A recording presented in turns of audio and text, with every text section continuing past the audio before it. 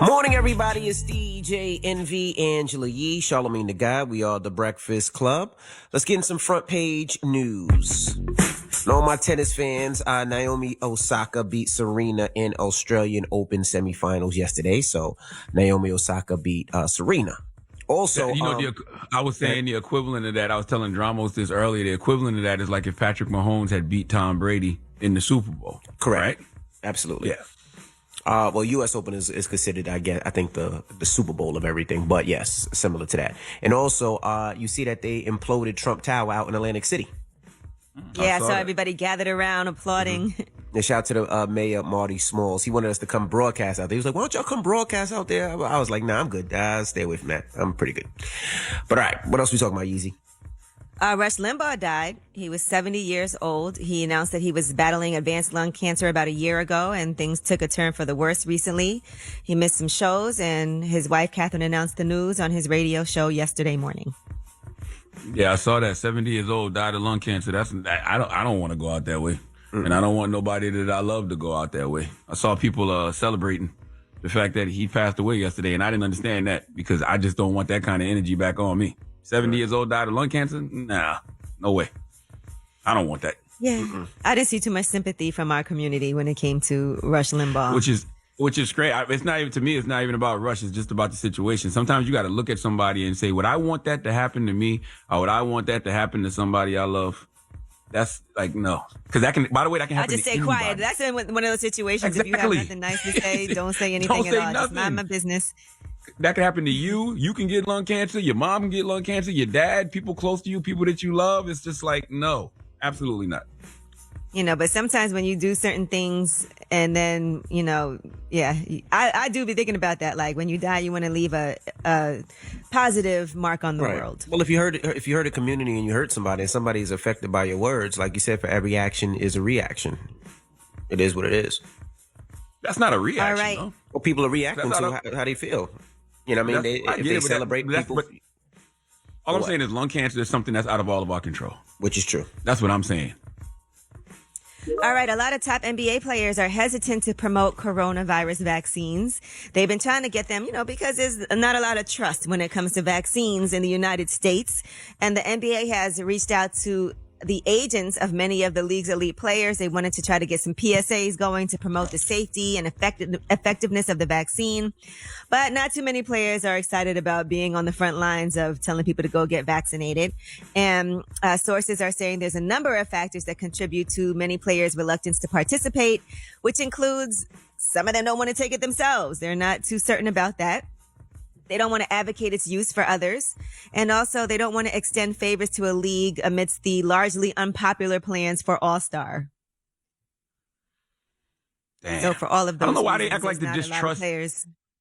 They act like the distrust is not warranted. It's absolutely warranted. Like the medical system in this country has been historically racist. We have every reason not to trust this country when it comes to the vaccine. And like I've always said, they have not put any remedies for any other virus in the black community, whether it's been poverty, poor schools, police brutality. They don't care about us any other time. But now all of a sudden it's like, hey, y'all need to get this vaccine first. But I would say they're not just giving it to the black community. They're giving it to everybody. Doctors, healthcare workers, teachers. Let's not act like they're making everybody do it though.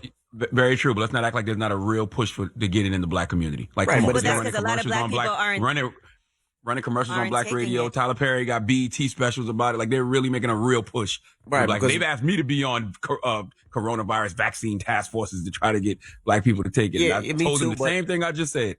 Yeah, me too. But it's also a lot of black people have underlying conditions, and we have diabetes. We have other things that affect us and that can kill us from having COVID. Very true. All and that the is fact true. that such a small percentage of black people aren't getting the vaccine, that is going to, if it's, being that it's effective, which is what we are hoping, that is going to be a disadvantage for us yet again. All that is true, but my point stands. The distrust is warranted. We have every reason not to trust this country when it comes to that vaccine. Because it's even worse if none of us get vaccinated and then now we can't move around, we can't do anything, and then we're the only ones getting sick. It's not now, our, Kamala it's not our Harris. fault. It's not our fault. We don't trust them. It's his stuff. Vice President Kamala Harris has stressed that teachers should be given priority for getting COVID-19 vaccinations.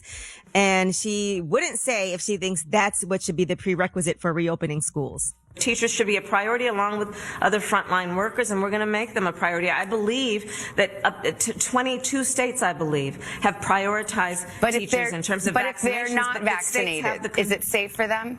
Well, I think that we have to decide if we can put in place safe measures. This is why, and it's so important, we pass the American Rescue Plan. The American Rescue Plan is a plan that is about getting our schools back open.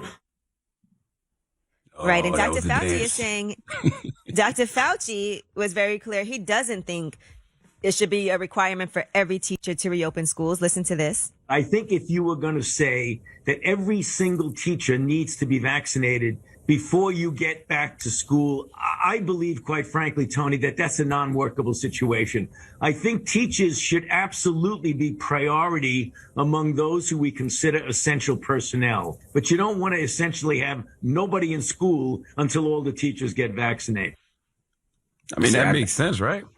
I don't know. I mean, the problem with having teachers, teachers I think should be vaccinated. You know what I mean? Because your teachers, you have all these students there, and these students come in, and a teacher could have it, and the students bring it back home to their parents, and their parents bring it to their grandparents. So yeah, I think teachers absolutely should have to be vaccinated to teach in school. I agree. Maybe I heard Dr. Fauci wrong. I thought that's what he said. I agree. I think teachers should be vaccinated because, they say that, I guess, younger students can't, get it, but they still can pass it to the teachers. But I'm like, let the teachers get vaccinated.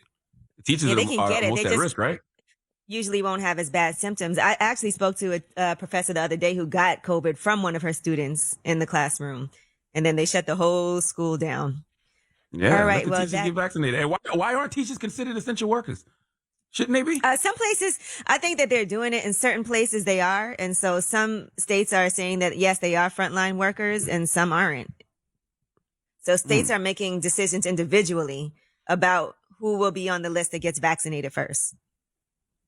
Gotcha. All right. And that is your front page news. All right. Thank you, Miss Yee. Now, when we come back, we have Erica Alexander join us and Whitney Dow. They have a podcast. What's the name of the podcast, Charlamagne?